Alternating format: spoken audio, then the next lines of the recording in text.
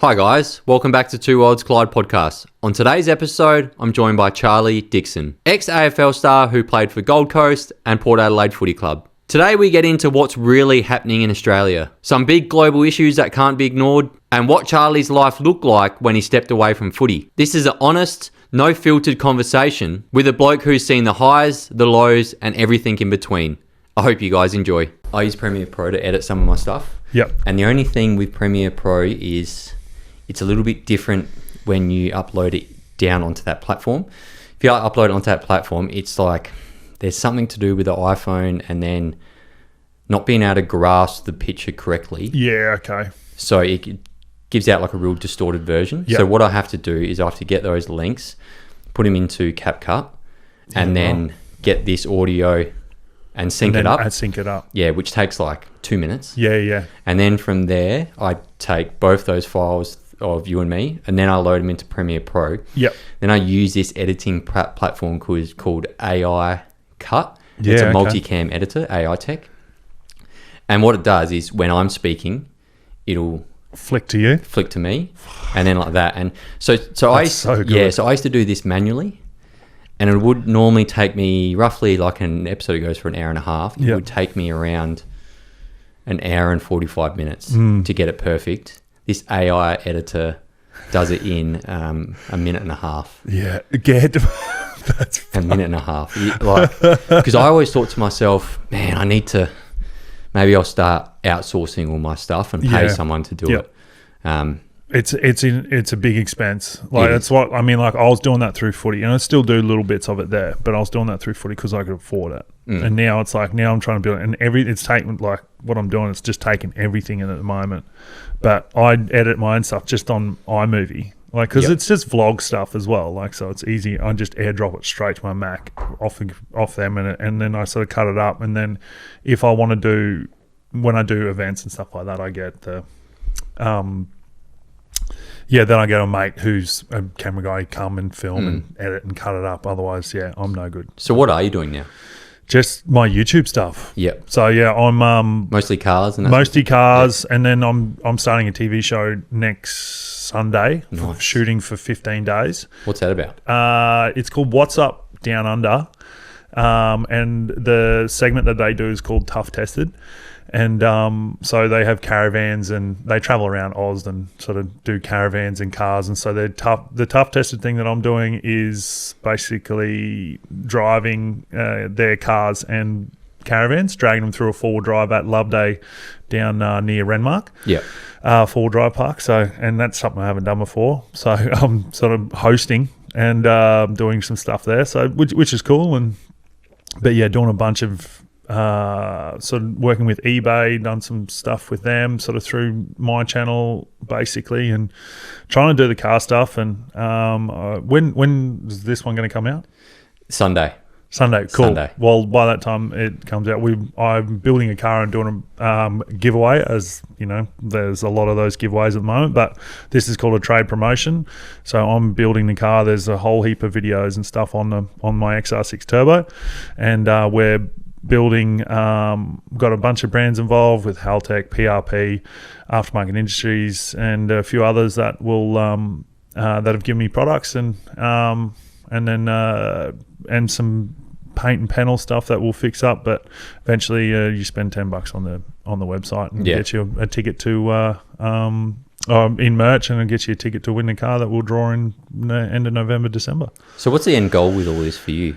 My end goal is I love the Adelaide car community, and so I've got an event on Sunday which I call Cars and Creators, where I invite creators in the same sort of market as me, and I use my studio. We bring in some cool cars and we shoot these the cars and all sorts of things, and people come down. There's coffee that you can buy some merch, or you can just hang out and see some cool cars, see these young photographers come out and take photos of the cars and stuff that they wouldn't normally see, and that people have hiding in sheds that I've sort of got connections to be able to sort of talk to them and get them, bring them down, and then the whole street just gets filled with sort of cool cars and all that sort of stuff. But I'd love to be able to have similar to what I got, but on a bigger scale in the hills somewhere, because I live in the hills. I've got sort of a bit of a plan that I've been sort of building on ChatGPT on what I need to do. I use it for everything. It's got a hold of me lately, hey, and I'm trying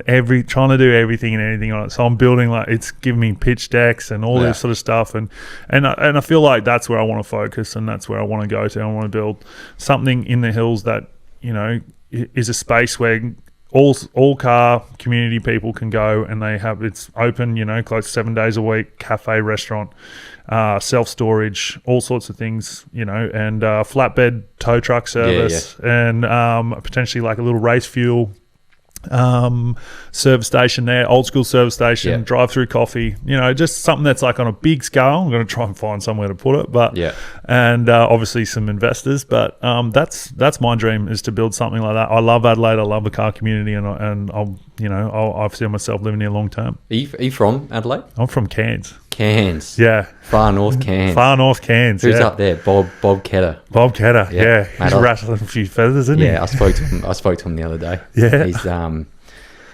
we're going to link up eventually and potentially get something done together, but we'll just wait on the right timing to get it done. But he's seemed pretty keen to jump on the podcast and have a chat. So he seems to be doing a fair bit of stuff. Is he doing like some sort of railway that he wants to sort of bring down through to get some trucks off the road and all that sort of stuff? No, I'm not too sure. I know that I read up a article piece about him the other day, how, because all the, how Parliament started the other day, right? And everyone knows that I took the piss out of it for a bunch of cringeworthy TikToks that were floating around.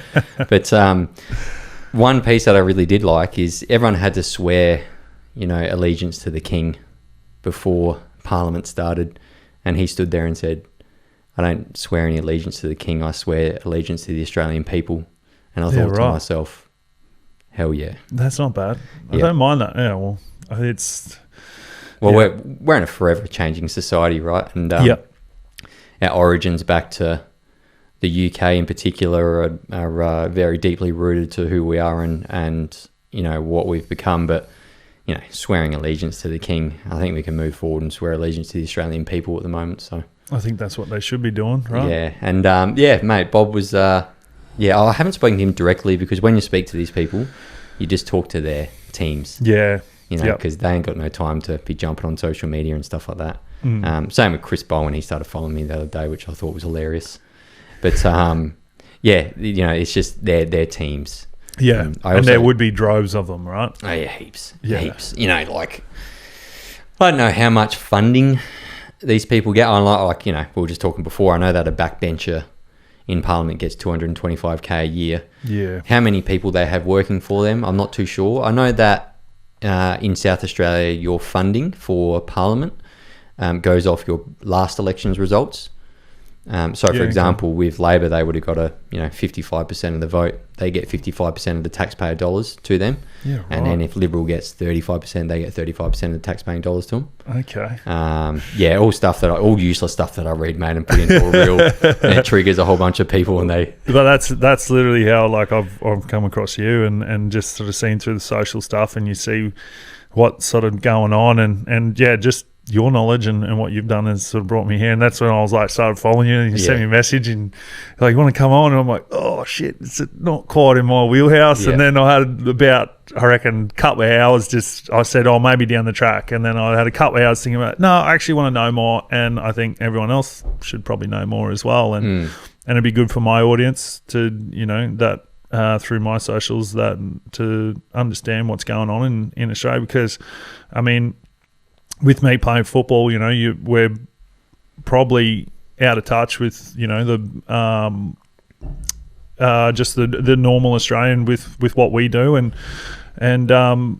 it's definitely different, and I'm finding it very different coming going away from football and being in retirement, and and I'm trying to build a business, and you just sort of, everything just keeps rolling in, bills keep rolling in. You're like, and then when playing footy and you're on a good wage, it's sort of things you just don't really think about as much, I guess. And I'm learning it as it sort of goes to try how to run a business and all that sort of stuff. Yeah, mate. It's Yeah, you've definitely come from a different world, I would Yeah, say. Yeah, exactly. Like you come from that top 1% of worldwide. Yeah, 100%. Like you look at how many players play AFL across the country.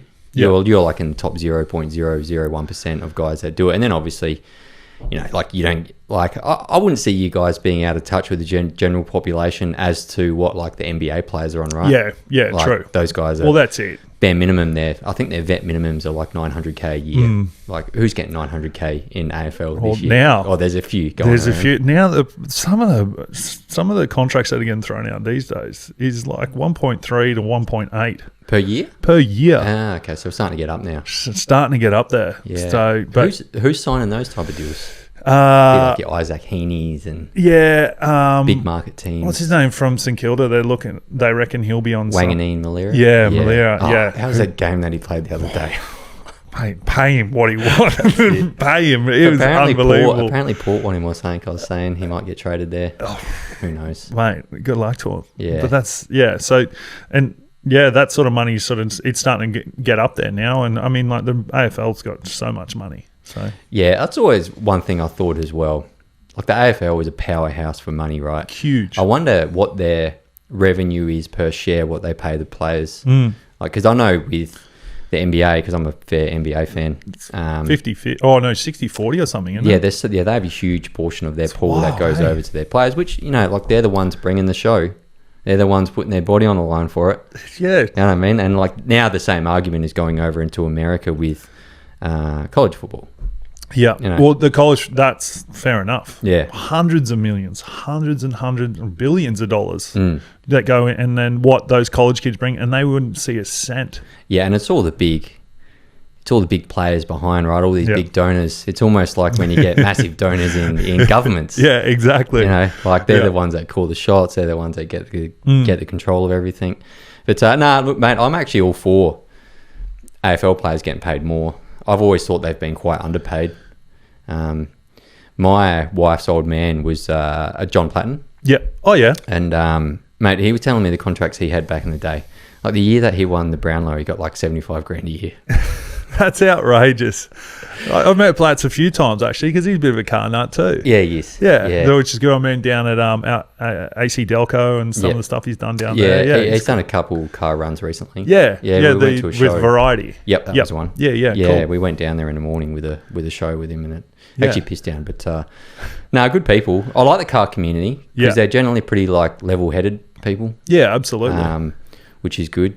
Obviously, other communities out there definitely aren't, but yeah. It's all relevant in sort of all the communities and the same. I mean, like with our car community, I always get labelled as like bogan and all that sort of stuff. And, or you're hooning and all that sort of stuff. So it's like there's obviously different levels of community in the car community. Yeah, so you should see what I get labelled. Oh, mate, I was listening to a couple of your podcasts. So, 100%. You say one thing and like you have an opinion about something, and especially some of the stuff that you talk about, and you just get labelled a racist and Nazi and all this sort of stuff. It's outrageous, and that's the thing. You can't have a conversation with someone if they're like left or right or whatever like that. It doesn't matter. These days, you cannot have a conversation around the political stuff without someone absolutely losing their mind. Yeah. You know Andrew Hastie? So Andrew Hastie is an MP, Liberal MP over in WA. And he brought out a reel last night that his team did. It was a piece where he was talking to Peter Stefanovic on Sky News. Yeah. And he pretty much just came out and said, everything happening in Australia at the moment with all these protests, like, how did we get here where they're flying the Taliban flag, the ISIS flag, and all these other flags, right, during this protest in Sydney for Palestine? Like, how did we allow ourselves for there to be open support for terrorist organisations overseas? And he just came out and said, like, these people, they shouldn't be in the country.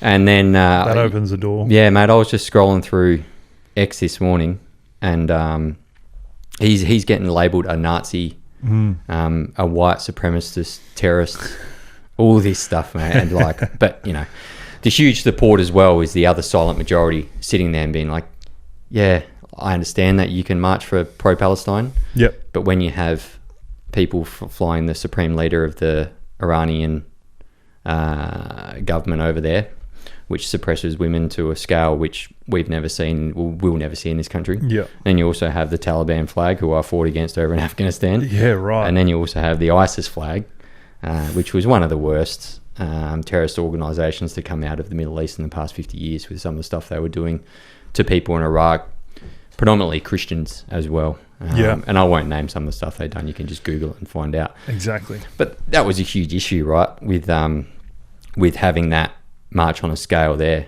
And I think one of the biggest issues as well was, the Albanese government came out and said, yeah, this is all well and good, that was fine, but they didn't really address the elephant in the room of what was seen at that march.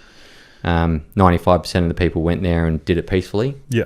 It's probably the 5% there, which are like your extremist versions, which, there only has to be a small extremist version of that.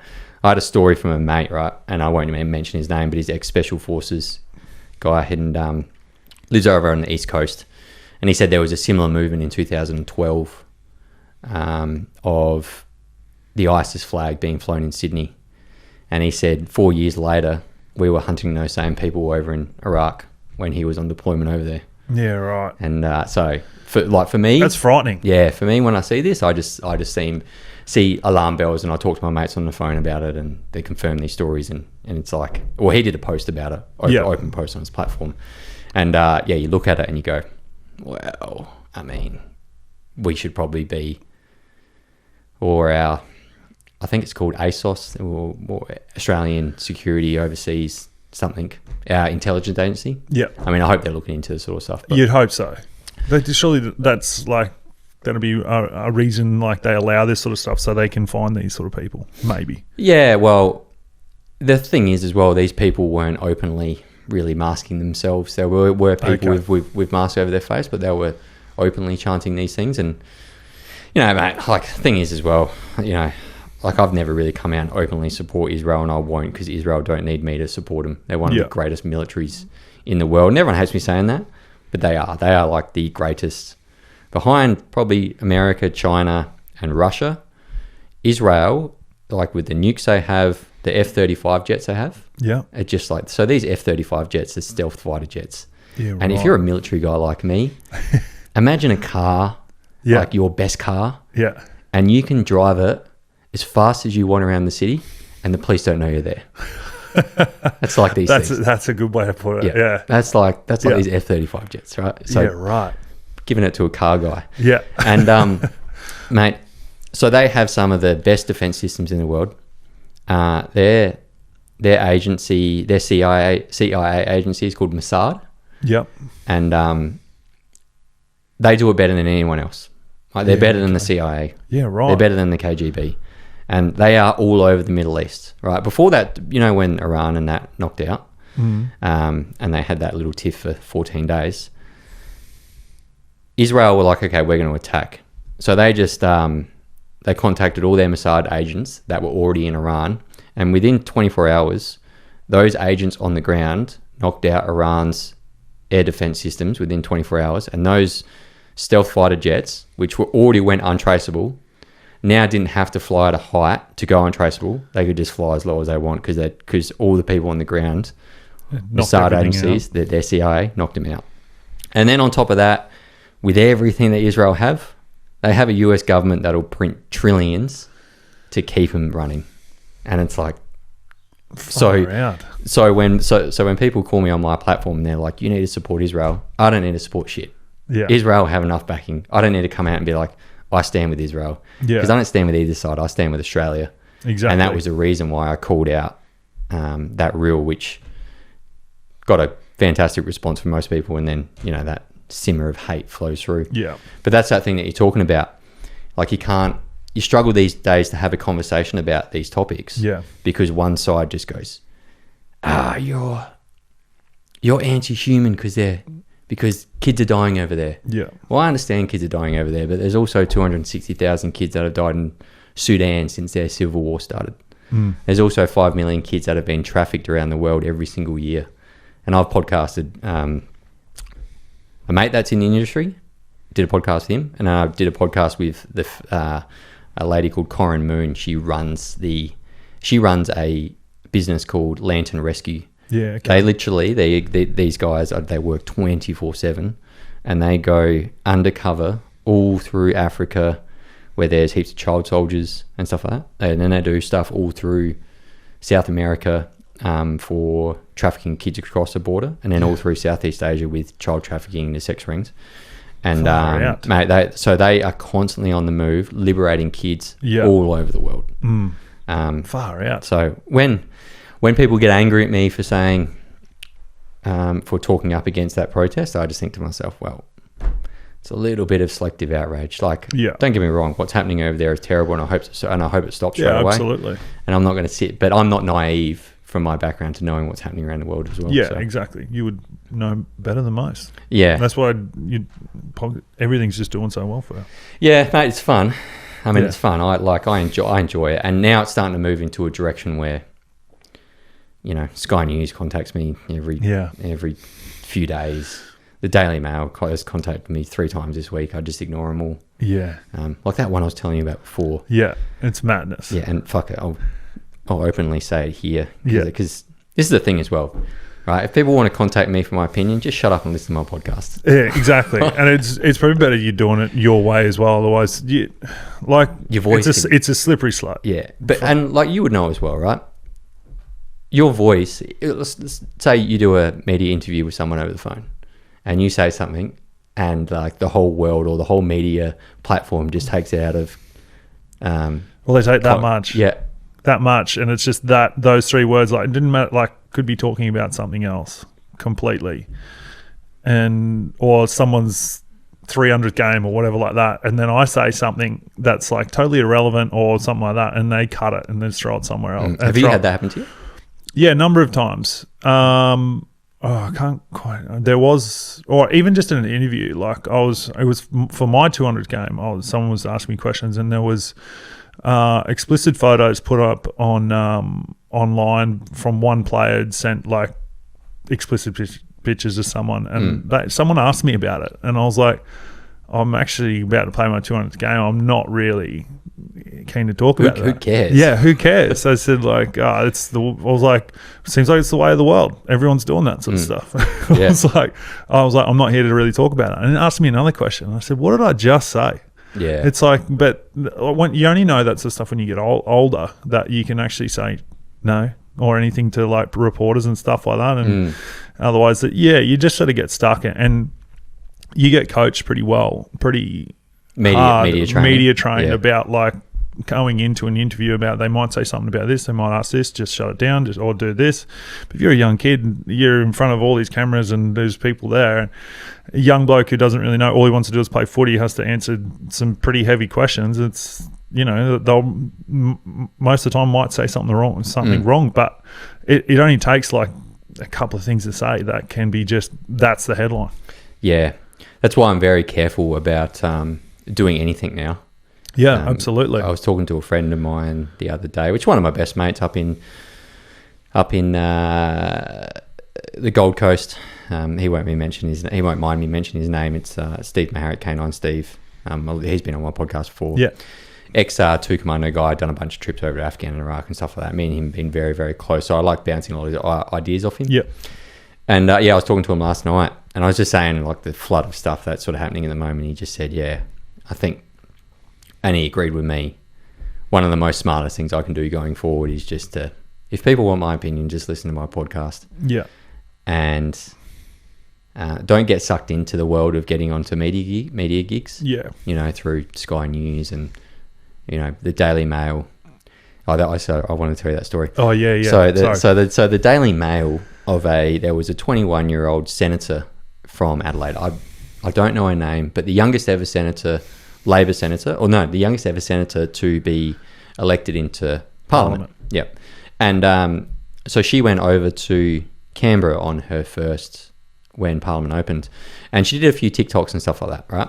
But I didn't take the piss out of her on TikTok. I just took the piss out of someone else on TikTok about some dumb dance they were doing but she did like a TikTok in the life of a day of like a Parliament member. And the Daily Mail rang me up wanting me to basically talk shit about her. Yeah. And I'm like, I'm a 35-year-old man. I felt like writing back to that reporter, just being like, mate, fuck off. Yeah.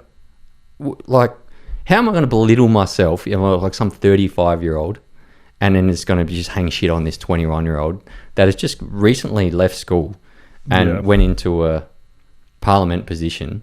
Like, good on her. Yeah, absolutely. And, a lot of people will probably hate me for saying that, but she's too young, blah, blah, blah, blah, blah. But, like, as a man, I'm not going to stand here and attack a little girl. Yeah, exactly. Like, and look, she's not a little girl. I shouldn't say that, but, like, a younger female.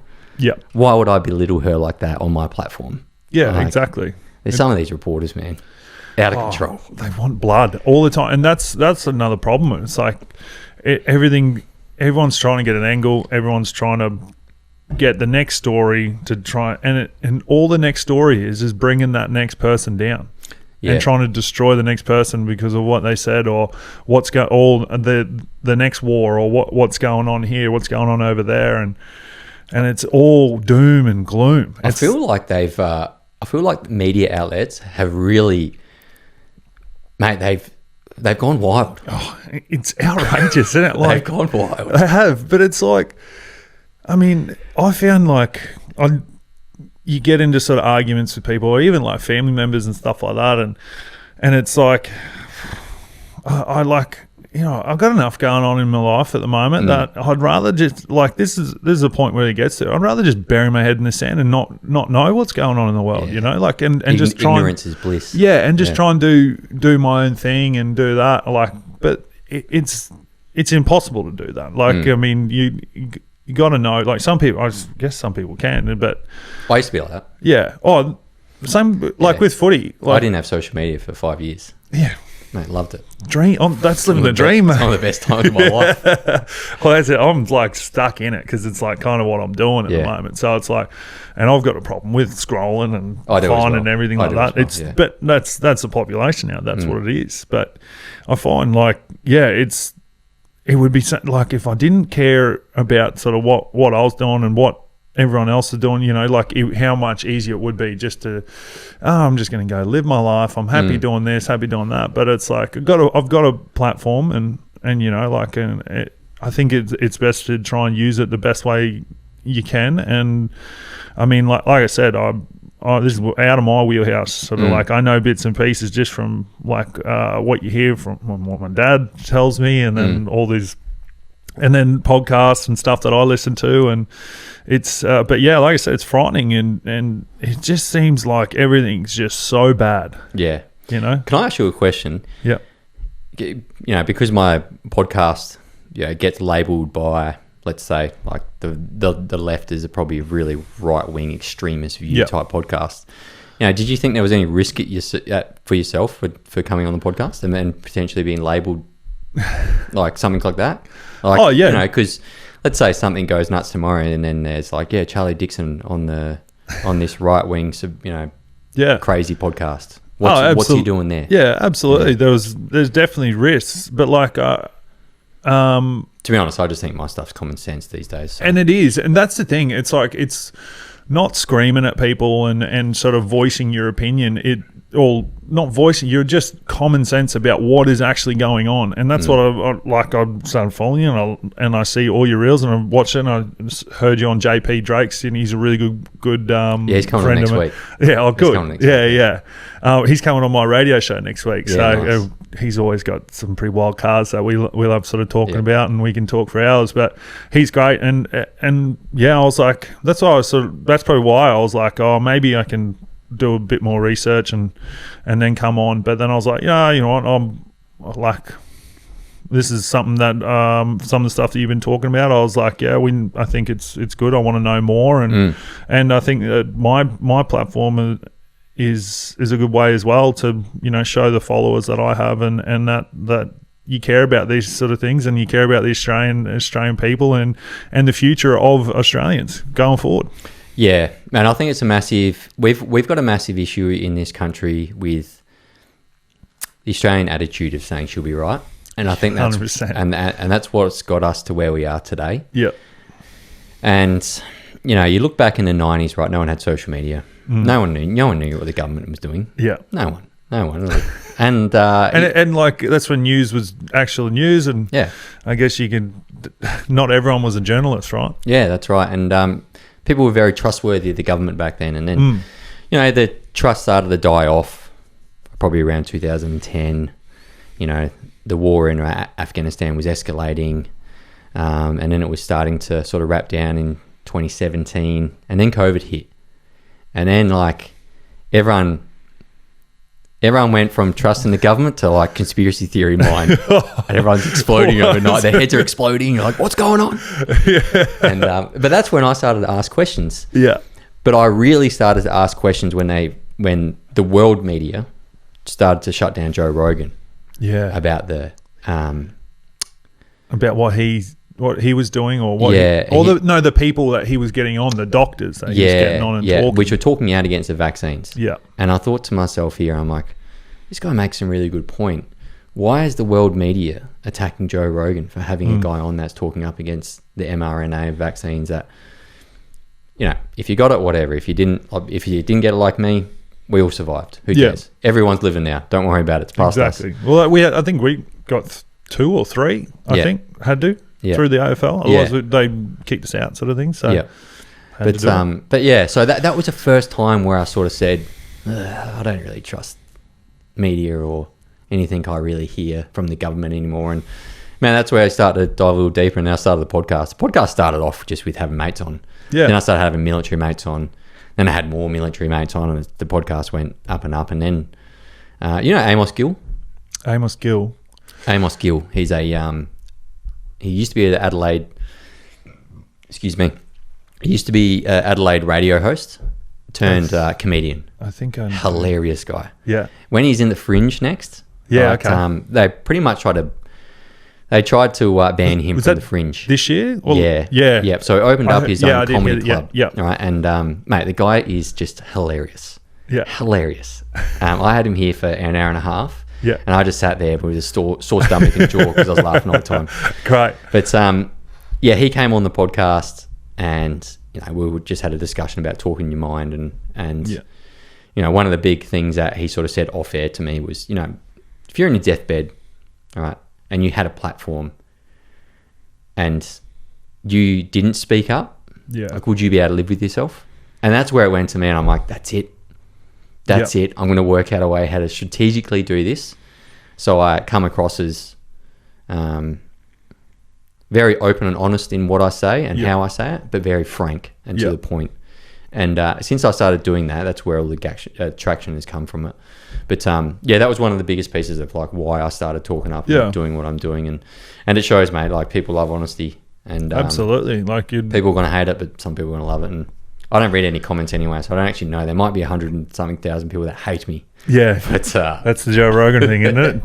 Post and forget. Don't even look at it. Well, that's it. Yeah, but which is very hard. It is, mate. It is so hard. So I post every night. Instantly, I'll get 1,000 likes on something. Yeah, and it's hard not to get stuck to it and glued to it. Yeah, and that's something I need to get better at, especially now starting a family. Yeah. Right, you have a 4-week-old at home. Yeah.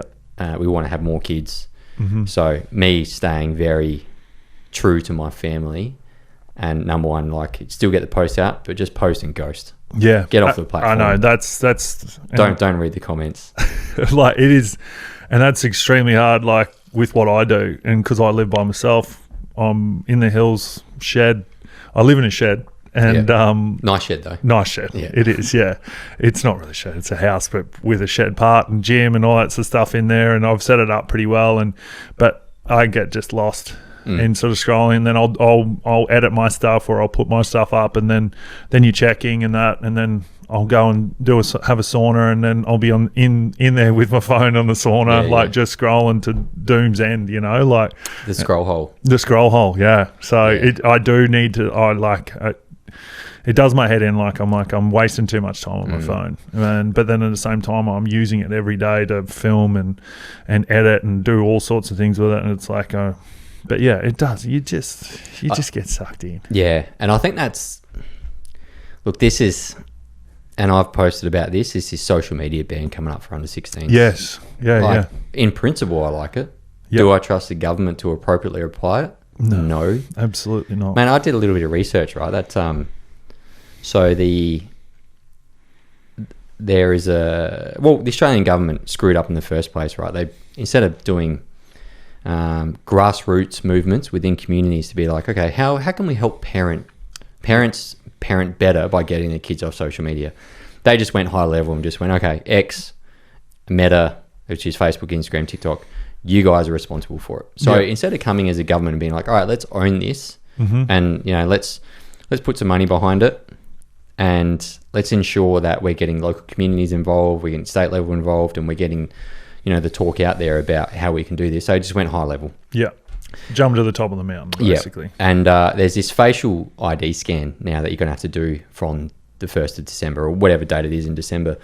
And it's for everyone, right? So everyone's going to have to do it. Now, for people like me, if you've got a blue tick, you've already uploaded your license into Instagram, so they know it's me. Yeah. Right. But for people that want to go under the radar, you're now going to have to scan your face to prove that you're over the age of 16.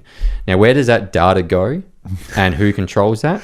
There's a company over in the UK called, off the top of my head, I've done a reel on it. Anyway, it's in my reels. If I come back to it, I think it's called look, I'm not going to guess at it, but it's in my reels. And it's in, where is it? Oh, just on my Instagram page. No, sorry, where? In the UK. In the UK. In the UK. Yeah. So this company gets all your data now, all your children's data, to see that they're over the age of 16. All right, and then it also can, it can also drag patterns of life from like where you are to where you scan in. So like, say if you're at home, you scan at home. Say if you want to use your device out of the coffee shop, scan into a coffee shop. If you go to the Footy, scan and see at the Footy because you want to take a photo of your favourite player playing for Port Adelaide. Is that every time? Every time you have to use it. So every time you want to open up Instagram, bang, you got to prove that you're that age. So they have now, right, and there's also location settings on your phone. Yeah. So they now have a traceable and trackable system where all the data now goes off-seas, right? And that company doesn't sit under Australia Freedom of Information laws, doesn't sit under Australia jurisdiction, doesn't answer to our government, nor our voters, nor our political system. And I think to myself, is this really about under 16s? Yeah, exactly right. Is it really about under 16s? Oh, man, that's just, it makes you sick, doesn't it? Like, fuck. And then, like you said, like you do every time you open Instagram, which is 100 times a day or whatever, it basically tracking where you are, where you frequent, all that sort of stuff. I'm like, but yeah, far out. That's frightening. Yeah, I read an article which did a review on it because they did it over in the UK, and they were saying that the system isn't anywhere near 100% proof. It's like maybe 75% proof. Now, without being racist, non-white kids were getting, 15-year-olds were being labelled as 30-year-olds that could go straight onto social media. Yeah, because the facial recognition scan wasn't good enough. Yeah. And then they had kids just starting VPNs. Yeah. And going around the system saying they weren't in the UK. Yeah. And stuff like that. So it's not foolproof at all. No. Do I think it's like some ploy to potentially set up like a mass surveillance thing? Well, that's where the conspiracy theory mind goes. And I put, like, me, potentially, of my opinion, yeah, of course I think it's something like that. You just got to look at what's happening in the UK at the moment. I think there's 30 people a day which are being arrested for online posts. Online posts. Online posts. That's out. You know how many people got arrested in Russia for online posts in a year? I think it was something like 44. Yeah. The UK for the past year got 1,500. What sort of world we living in? It's like, what a world. Crazy. What a world. Crazy. It's crazy to think that the free and open democracy of the West is now doing this stuff. I know, right? It's a little bit scary. It is. Absolutely. And I think they'll come for me first. Yeah, I think so. You're at the tippy top now, mate. I have to be. Mate. I'm assuming that because I have senators comment on my stuff all the time now. Yeah, okay. So I'm assuming that everyone knows me in Parliament House. Could be trying to work out a way to silence you, shut you down. Yeah. You reckon? Yeah, maybe. I mean, I bounced some ideas off a few people I know that are, in that, because I asked, I'm like, why is Chris Bowen following me? He's like, mate, these people follow their team. Their team will follow you. Their team will follow their haters because they just want to gauge what's out there. Like, what's the sentiment within the community? And they're not just going to follow the people that they like. They're going to follow the people that they don't like. Yeah. Or that don't like them. Now, I don't not like Chris. I don't know him from a bar of soap. He's probably a nice guy, but I don't like his policies that he's driving in. I don't like where he's pushing us as a country, and that's obviously shown through the energy bills that everyone's forking out every quarter. But yeah, mate, I don't know. I just don't think. The one thing I got to make sure I do with anything, one, not to incite violence. Absolutely. Which I never do. Yeah. And then two, approach it in a way where I'm just very strategically saying stuff like, don't ever quote, this person is corrupt and they've stolen money in the government, because that's like, you can get defamation suits. Yeah, exactly. Stay away from hate speech. Oh, exactly. And it is, you're treading a fine line, aren't you? Like you've got to it's got to be nearly on the fence, but then also, which I love the way you do it. It is on the opinion but it's common sense, like you said. It's just common sense about what's going on and what governments are actually doing. It's the whole the smoke and mirrors sort of thing. If something big's happening over here, that means there's something sort of exactly right happening sort of down over here, and that's where it's like I look at everything and it's like there's no point watching the news. There's no point because none of it. You're not a news watcher? I listen to a couple podcasts on the way to work and stuff like that. Just say the ABC, or there's the Squiz or whatever like that sort of come through on Spotify on your daily drive or something like that. They just give you sort of the headlines and little bits and pieces. And but it's still grain of salt. You don't know what's true. You don't know what agenda there are. So it's like, okay, well, these are the main topics or whatever what's going on in the world, but how do I know they're true? How do I know what's going on overseas? How do I know if any of the stuff that they're reporting on is actually got anything behind it? Well, propaganda has been that's been a tool of warfare for thousands of years. Yeah. Alexander the Great used it. The Romans used it. Genghis Khan used it. The Soviet Union used it. America uses it. Australia uses it. Yeah. If you don't think that people don't use propaganda campaigns to prop up, what governments want to do, then I'm sorry, you're just living under a rock. Yeah, or you're just very naive to what happens in the world. Yeah. You look at the main conflict of the moment. There's a propaganda campaign driven by the Hamas pro-Palestine crowd, and then there's a propaganda campaign driven by the Israeli. And it's just for myself, I just think, wow, I'm probably being fed shit from both sides here. Yeah, exactly. So that's the way you got to look at it, and you got to try and take a back seat to most of the stuff, because it's you don't know, and it's we have arguments in our family about what's going on, and you're I this is what I've heard, and heard this as well, and that, and about this is what's going on, and it's well, they've heard this, and it's yeah. Why are we having this argument? Yeah. Why are we arguing about this? It's we cannot and we will not get the right information because we are here and they are over there. Unless we are over there and we are involved in it, how do we know? And it's like you said, it's been going on for years and years. It's just it's how someone can bend the truth to benefit themselves. The entirety of that, everything, that is just what it is. It's to benefit man. Yeah.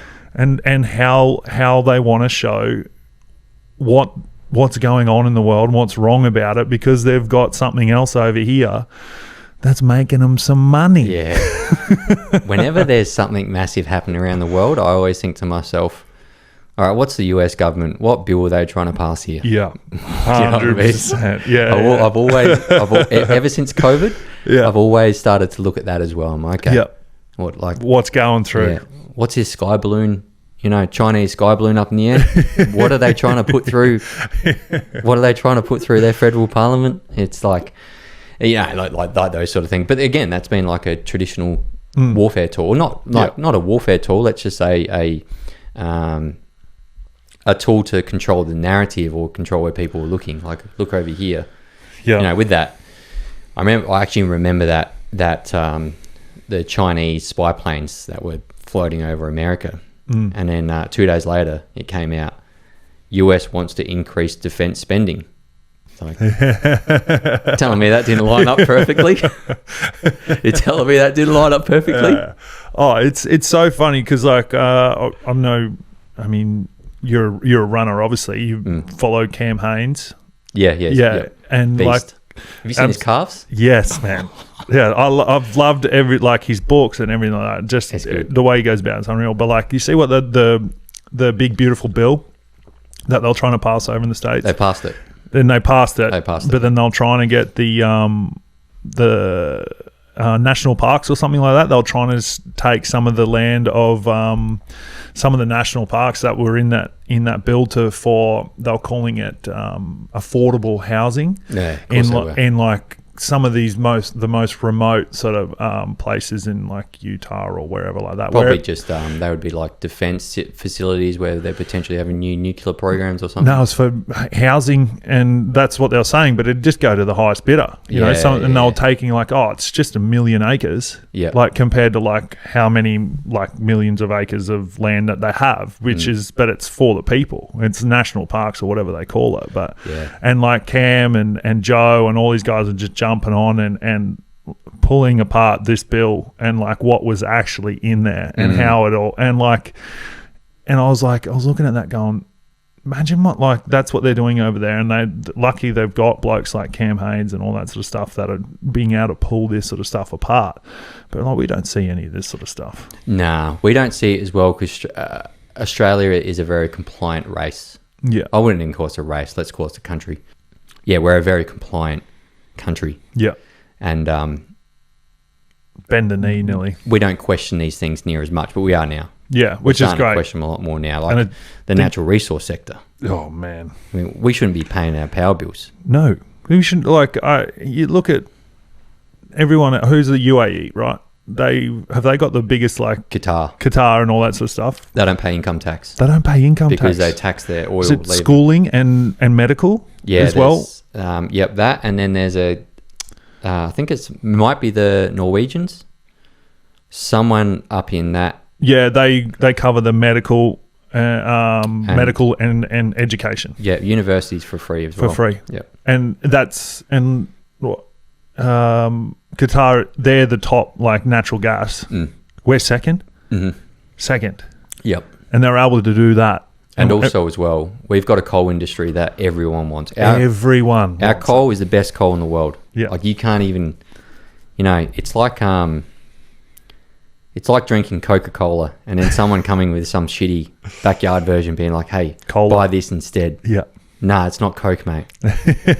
So that's what we've got. And, just a figure out there, which a lot of people probably know because they hear me talk about it, but we export around 460 billion worth of natural resources a year, right? And now, look, do I have an argument with the extraction process and taxing that? Yeah, of course I do, right? But let's just say we ignored taxing the extraction process or big business, and we only extracted the sale of it when it leaves our shore. So if we want to use our coal under my plan, doesn't get taxed, but we can use it in Australia for cheap electricity, that sort of stuff. Because now coal burning and stuff like that, it's becoming more energy sufficient and more environmentally friendly than we could have imagined. But the world just deletes that, because if you say something like that, you're a climate nutter. Yeah. And they call you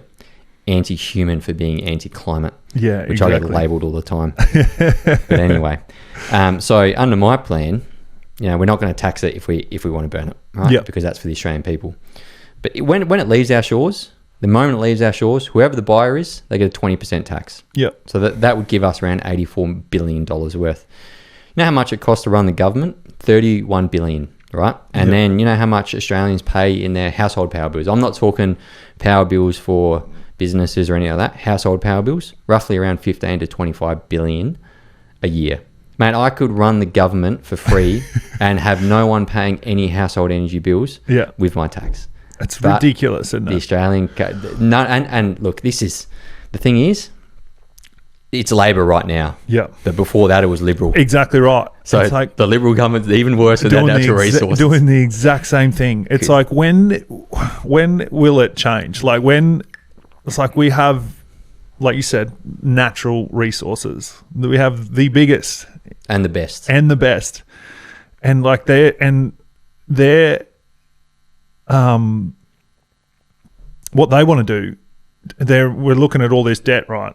So then they look at us and go, we need to tax them more, right? And it's like, hang on, these guys are, as they climate change and all this stuff, they're pulling all this stuff out of the ground, and with these mines and all that sort of stuff. Yeah, that's not great, of course, but charge them for it then. You know, like, and I listened to your other podcast. It's like about the emissions and bringing it down 2050 or whatever it is to net zero and all that sort of stuff. Net zero doesn't mean net emissions. Yeah. It just means you can pay your way out of it. Exactly. But then you got China and India who just don't even think about it or anything like that.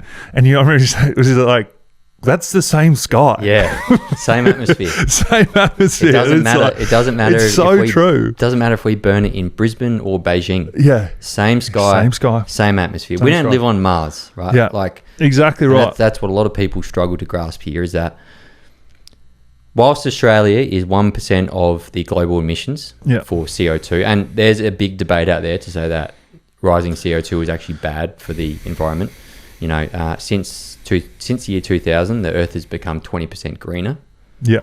And now no one bats an eyelid at that, but I bet you they would bat an eyelid if it was minus 20% deforestation. Yeah, exactly. I mean, there would be some alarm bells there, but no one wants to talk about when it gets greener, do they? No. So no one wants to talk about that, but yeah, Australia's 1% of global CO2 emissions. And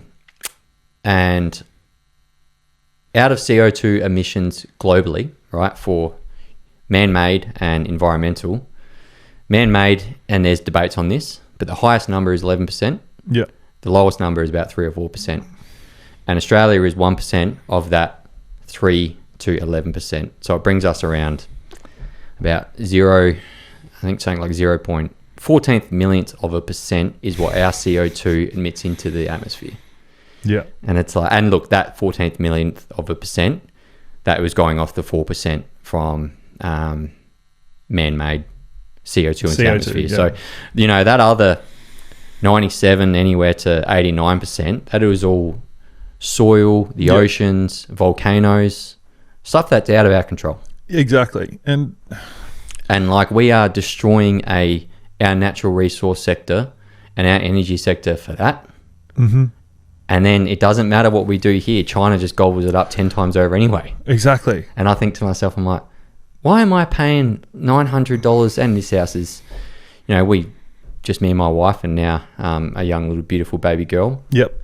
So like, we're pretty energy sufficient here, I like to think. And our energy bills are they're going up. They're not coming down. Well, I live in a like I said, I live in a shed, right? Yeah. I've got solar. Done all that sort of stuff. Solar. It's a 2-bedroom. I've got 2 fridges, 3 splits, 1 in the shed area as well. I got underfloor heating, which is a massive energy killer. But we've got that in our ensuite, but I never use it. Yeah, so I got it in the bathroom, and then in like the little kitchen area that I got. I've turned it off because like my bill's $800 a month. Ridiculous. And I'm like, it's just me. Yeah. And the dog Owen. He's not chewing up much during the day, you know? So I was like, so I just turned it off. And plus that's like, I mean, underfloor heating is expensive. And I understand that. But everything, I don't understand how else. Like, I turned it all off and it still came back to $500 a month. Yeah. The problem with South Australia is we're 75% renewable. And look, I'm just going to go out and say that, you know, like, most of South Australian energy bills are probably reduced during the summer because solar. Yeah, but a lot of people got solar in houses, so that does reduce energy bills, but it's great. Yeah, but there's nothing in the winter. Yeah, especially not in the Adelaide winter. Yeah, no. So like, you're running directly off the grid there, and the problem with South Australia at the moment is that it's 75% renewable. Now, I mean, I haven't delved into this completely, so don't quote me per sentence on this to be absolute gospel, but we shut down our coal plant like 2015 in Port Pirie. Yep. So there's no more generated energy from there. That gas plant over on the Island B or whatever it is, in Torrens Island B, that's getting shut down. So whenever South Australia doesn't have renewable energy, which is most of the winter, we have to now get our energy from other states, and we pay a premium for that. Of course we do. To transport it over. Yeah. So why are our energy bills some of the highest in the country? Because we're a massive user of renewables, and they only work for half the year. Yeah. So the other half of the year, we're importing all of our energy from interstate. Mm-hmm. And you think to yourself, turn the coal station on, bro. turn that gas station back on. Like, flick the switch. Come on. If someone is getting it over there and they're burning coal from it, why can't we do it here at our state? It's like the Peter Malinauskas government spent $140 million in the last 2 years on advertising. Surely some of that can go to refurbishing that coal plant up in Port Pirie, and we get that shit firing up again. You'd think so. Cheap bills for everyone. That's when like it's just not. It doesn't seem like it's for the people, right? Nah. And I think the issue is it wouldn't, especially with the energy sector, it wouldn't matter tomorrow if someone changed government. No, because they're not going to do it. No, it's like this. Like you would have seen the reel I did last night about our debt. Like, Liberal ain't going to come. They haven't been talking about fixing the debt. No. The only person I heard during the campaign of the political campaign for Australia back a few months ago, I think Pauline Hanson mentioned it, and Clive Palmer. He's like, I'm gonna tax our natural resource and we're going to pay off the Australian debt. And I'm like, well, that's a dude that's a billionaire, so he knows how to run a business. Yeah, sounds like a smart idea to me. Mm-hmm. And then the more you dig, right, especially with this debt that we're in, and there's a lot of debt is good guys out there. Yeah. Like, oh, debt's good. But, I mean, debt might be good for, like, the big players, like Super. Yeah. And debt might be good for foreign countries like China and big banks. Yeah. But for me and you, when our country gets in debt and they have to pay the interest payments off to those people that buy our debt, and those interest payments are paid off through our tax-paying dollars, that's less money for schools, less money for roads, hospitals. And guess what that means? More tax on you. Then they do a tax the rich, and you sit there and you're like, I'm not taxing the rich. You're taxing everyone. Yeah, exactly. Because when you tax the rich, just know, when you tax the rich ain't going to take the tax. What do the rich do? The rich pass everything down. That's why they're the rich.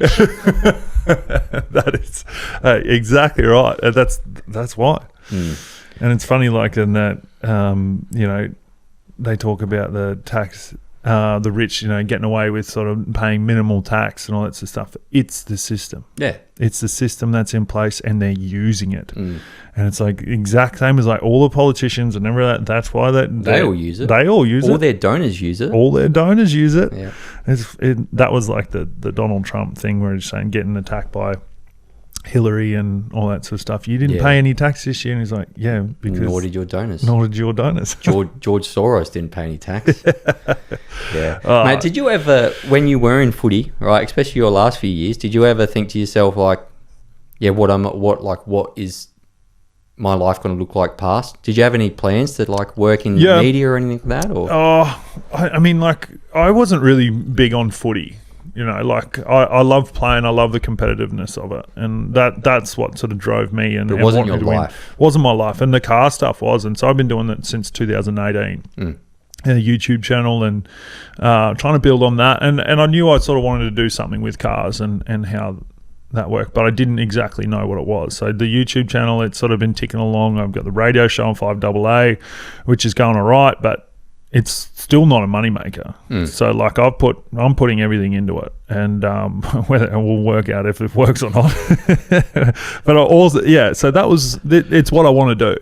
And like I said, I want to build something that, is a place for car enthusiasts to go and hang out and offer something to the car community. But then I also want to do my own stuff. I want to, host events and go racing and have my own racing events and all this sort of stuff. So that's sort of where I want to work to. I wanted to have a TV show and I work for Cube and Kalari as well.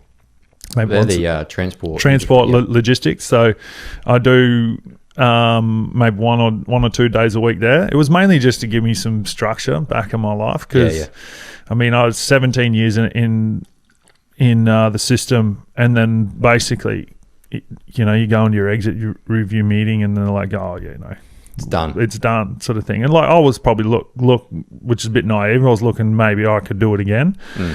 For another year? Yeah. And then there wasn't anything there for me. So I was like, okay, all right, well, that's it. And then you got nothing. Like you go from your whole career. I mean, I suppose you'd sort of understand being military and having a regimented from the minute nearly, like down to what you're doing. And then you went from heaps of purpose to literally none. Yeah, exactly. And where the car stuff gave me so much purpose outside of football because it was such a great distraction. But then when it became everything that I needed to do, I was like, for the first few months it was tough. It was hard. I was like, I've got time, I can do it. I'll do it then. And I just wasn't doing it, and I wasn't interested. I was drinking and carrying on and just trying to find my way, and I wasn't really going through. Drinking at home, that'll get you. Yeah. I had to cut that shit out. Well, and the way I looked at it, I was like, oh, I can do it now. With no consequences. Yeah. And so I was like, I'd go, all right, on Thursday, I'd be like, I'll go down the pub. I'll go down the pub and I'd start drinking, and you carry on till sort of all hours and all that sort of stuff. And then had a relationship that wasn't working, and then sort of I couldn't communicate with her about what I was going through. And then I'd just go to the pub and drink and all that sort of stuff. And she didn't understand. And then I'd go to the pub and then come home. I wouldn't be coming home too late, but then I'd come home and then we'd be arguing about that. And then that broke up. We went our separate ways. And then my dog of 13 years passed away, and that ruined me. And then I was just like in a mad spiral of, drinking and carrying on. And I was traveling, I went up to Rocky, towing a car up there and doing this, and that was my sort of whole thing about I wanted to do a TV show. I wanted a big truck. I wanted all my cars in the truck, and I wanted to go to all the main events around Australia and go and film that and go to all the main performance shops and do all this sort of stuff and go and suss out everyone, go race, go to all the cool events that I'd never been able to do while I was playing footy. I did a couple of them. I put a lot of money into a lot of cars to get them finished and get them up there, and sort of didn't quite work out with the way I wanted it to sort of go and help the channel and all that sort of stuff, and probably put too much into it. Well, not probably, I did. And but now I'm sort of building back on that. But yeah, then I sort of got back from like all this travel, and I was not in a good place. I was like, I'd stopped doing any fitness. Yeah. So I did I reckon after footy, maybe I went for a couple of runs, but do a little bit of gym here and there. But I was like, my body needed a spell anyway. So I just like that, and that was in my head, like, I'll give my body a spell. I give it. So I had like 3 months of nothing. Throw that in with drinking. Drinking and crap food and all the rest, and I got back, and I like through my football career, I always fasted sort of through to 1 most days, and then I was like, I was listening to a lot of podcasts about. I've started doing that. And I did a 72-hour fast after I got back from this travel, because I was on the road. You're eating crap food, you go on the Bain Marie and at the servos, and I got back and I just felt horrible, and I did a 72-hour fast, and like I dropped a heap of like water weight, inflammation, all that sort of stuff, and I started getting back into fitness because I found that fitness, it's something that I've done day in, day out for 17 years. Take it for granted a bit? I did, yeah, absolutely. But I was always the one that loved gym and loved, looking good and all that sort of stuff. And I felt like big, powerful, full forward type. Look good, feel good, play good, like that was... Got to look like a footballer before you play like one. Exactly. Yeah. So, and I found like it, and it still is, like I always sort of got a mindset that I'm lazy. So like I feel like I literally wasn't doing enough, and wasn't making my work a priority or the people in my world a priority, and I mainly wasn't putting myself first, really, and because I was going down a pretty slippery slope. And I've been in similar positions before, and I just got stuck into doing 2 gym sessions a day and running twice a week, and then I was playing footy for Lobethal as well, and it was the only thing I'm consistent at. Like right now, it's the only thing that I know that I have to do, and like I do a session after dinner every night. And it's not much, but it's about, with the sauna, it's about an hour. And it's like, and I dread it every time after dinner because I'm about to pass out, and I go, no, you got to go and do this. But how good do you feel after? Oh, unbelievable. And I'm absolutely rinsed by the time it's, so when I get to bed, I'm not laying there thinking about all this shit I need to do, or like what I should have done, or what of this. Or like I get to bed and I go to bed. And so, and I found that was my, and that it still is like the only thing that I'm consistent at. Yeah. I feel like I'm still trying to get better at what I need to do and how I need to structure the rest of my business that I'm building. But it was it's nothing can prepare you for like not being around the lads, for not having a regimented life, and not having that walking out in front of 40,000 people buzz, each week, that buzz adrenaline, that like I'll be chasing for the rest of my life, you know. Like, cause that, I mean, I put it, drag racing is something similar to me when like I'm sitting there on the trans brake and the light goes green, you let go, and that's like, it's close, but nothing like you walking out at Port Adelaide and you've got the song playing 30 seconds before you're about to like go to battle or whatever they say. Like there's something like that is just like the crowd singing, everyone's sort of buzzing. Like that's, I mean, I get goosebumps sort of thinking about it now, you know, like it's something that you know, like that I'll be forever grateful that I've been privileged enough to be able to play and do that sort of stuff. But at the same time, it was definitely shocked to the system to not have any of that. I thought I'd be fine because I got my car stuff, but when that became be all and end all, I was like, what am I doing now? Like, well, what do I do? Maybe I just quit. Do you know Dr. Dan Pronk?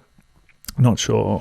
He's done a few speeches at your club before. He's an ex-military guy. Oh yes, yeah.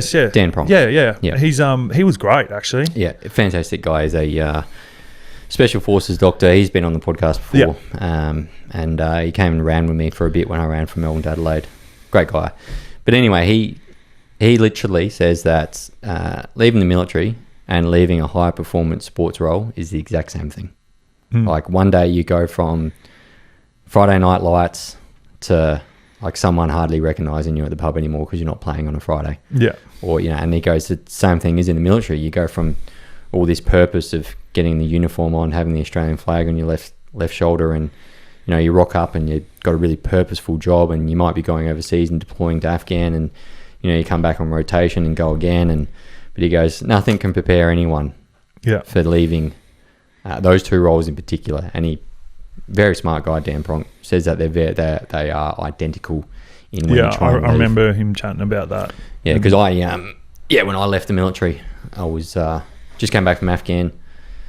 6 months after getting back from Afghan, I discharged and came back to Adelaide. Exact same thing. I was like maybe 23, 24. Just had no idea. Yeah. You know, I'm like, what am I doing? What am I doing here? And then drinking gets in and stuff like that.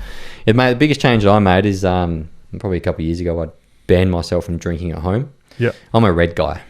Yeah, okay. Love my reds. Yep. And especially during the winter. Yeah. And I actually had to wean myself off drinking at home.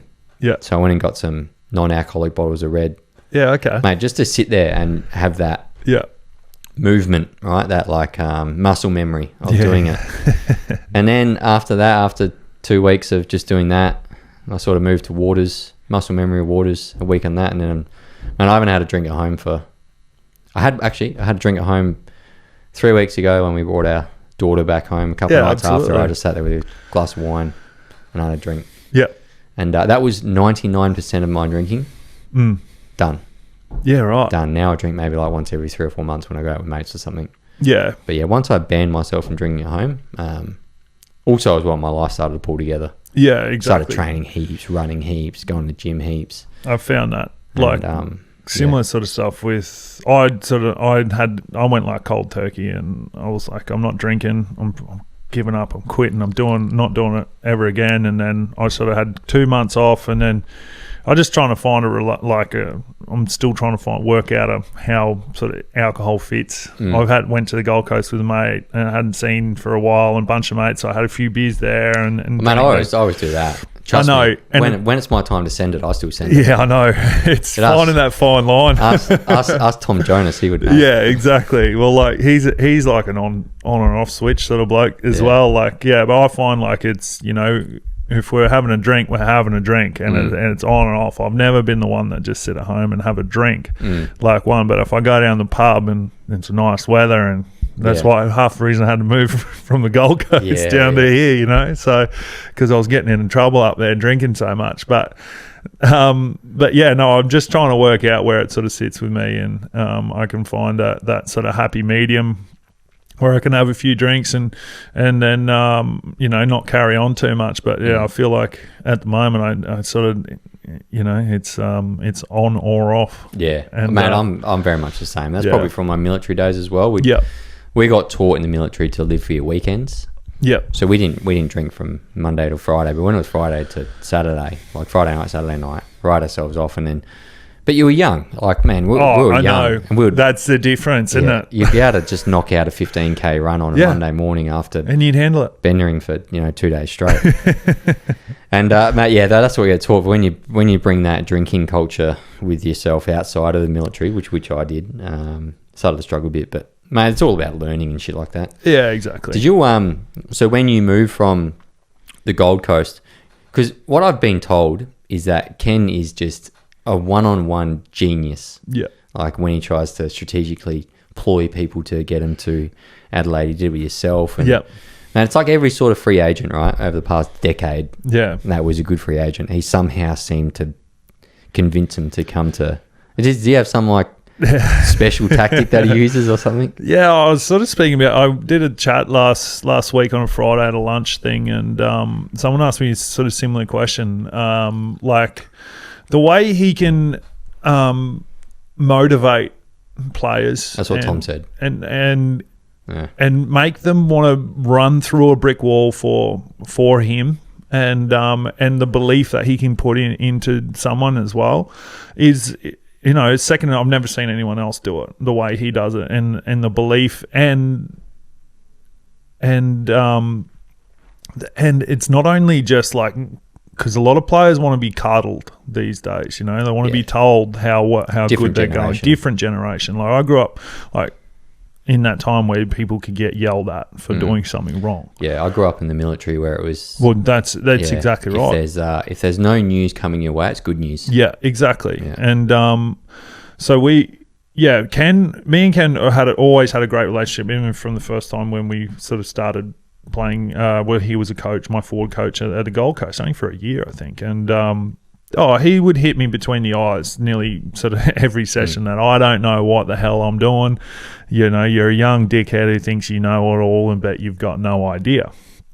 And then that's always been our relationship. It's always he's always been able to yell at me or, to get the best out of me because he knew that's what he had to do. He had to make me angry to be able to get the best out of me. You have to be a real people's person to be able to work that out as well. Because there's individuals where if you did that, that's you'd lose them instantly. And you can see there's a lot of that in football these days. And but he's always but like I'd go back at him sometimes just as hard. And when I feel like no, that's wrong, and then we'd sit there and we'd have that conversation. So we walked around an oval one year before I signed. I think I signed my last year, so we walked around the oval for about 45 minutes and we were both just yelling at each other. And the news cameras are there and they were like at it, and I'm like, no, this is bullshit, all this sort of stuff. And then he's going back, no, you're being a dickhead. You could just see there's like we were just going at it for about 45 minutes walking around the oval. And so and he has those personal relationships with every player.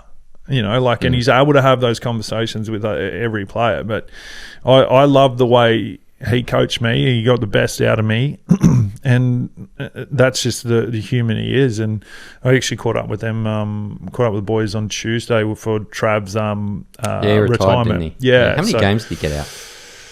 300 and...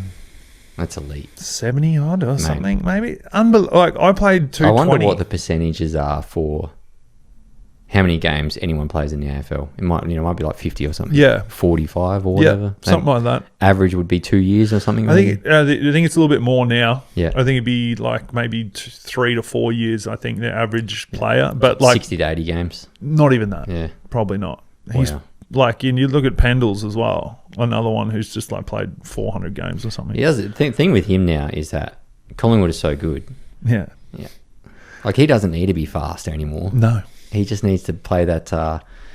Mate, he plays this like basketball role where he just grabs the footy and like he just seems to know where everyone is. The anticipation of like where someone's going to be, where the ball's going to be, and I'm going to put this just over here, and he's going to run onto that. No, you can't teach that. No, and it's that situational awareness, and that's basketball. Yeah, basketball and soccer are great for that sort of stuff, and like that's what people always ask me. I played basketball growing up. That's all I wanted to play. I didn't want to play footy. You have the size for it. Yeah, but there was back when I was playing in Cairns, no real pathway sort of thing. And actually, that reminds me, I need to reach out to Bogut. Andrew Bogut started following me. Yeah, he's great. I need to get him on the podcast. He would be very good. I think I'm 100% sure he would. Yeah, because he likes a lot of the shit I talk about. Absolutely. And massive car collection too, that bloke. Does he? Oh, well, some of the stuff. Some of his contracts. Yeah, some of his contracts. That's another level another level when you're talking about with the NBA. Yeah, and he's run rings and all sorts of things. So yeah, he'd be good, mate. He's I love him for his opinion as well. Yeah, he's very strong. He's not scared of anyone. Yeah, and not afraid to call stuff out. Yeah, because it's big like that, right? I mean, I think over in the past few years, especially athletes, these sort of people, if they start talking up against it, they can quickly, their brand can get thrown through the ringer in the news and that sort of thing. So, that's why I'm really glad that you came on this podcast. So thank you for doing that. No, appreciate having me. Man, I think there's, some of the people that I'm talking to now to come on, it's going to be fun. It's really, really fun and see how we go with it. And, but yeah. Look, mate, we might wrap that up there. So. Yeah, easy, man. Look, I do ask a question, and I didn't tell you about this, but we're just going to fire it at you anyway. Cool. It's a question I ask everyone. So if you could give your 18-year-old self one bit of advice about life, what would it be? Oh, shit.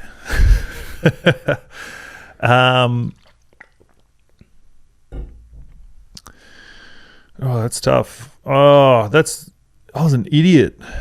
I was an idiot growing up as an 18-year-old living on the Gold Coast. I'd say it took me too long to learn how to do the right thing in the football world as well, I guess, and what to do and everything in moderation. And I was pretty hard on myself, and I still am. But I'd say cut yourself some slack. And you know what you need to do, but just do it, because it took me too long. And I said, I think I'd tell myself, you know what it'll take, but you just got to take that step a little bit earlier. Yeah. And I think it would have helped me a lot more throughout life. Good stuff, mate. Charlie Dixon, thanks very much for coming on Two Odds Collide podcast. No, thanks for having me, mate. Appreciate it. Thanks for listening. If you want to support the podcast, check out my merch or jump on my Patreon program. Both links are in the description. People often ask me, Sam, why do you say what you say? And the truth is, one day when I'm on my deathbed, I want to know that I used my voice, that I stood for something when it counted. Because this country, Australia, is worth fighting for. And if you're still here, maybe you feel the same way. See you next week.